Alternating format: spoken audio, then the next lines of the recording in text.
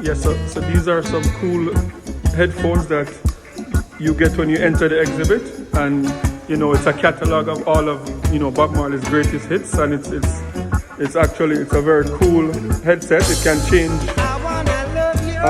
for like catalog of music, so some of his live performance.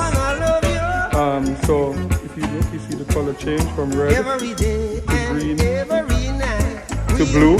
So yeah, it's a cool exhibit.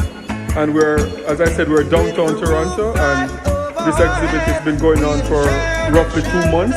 So yeah, it's very cool to see that, Bob Marley from such a small island, at the time when Bob Marley was doing these great things, Jamaica population was about 2 million. That was like, 20 years ago. And to see that the impact on the world of such a small island, with one of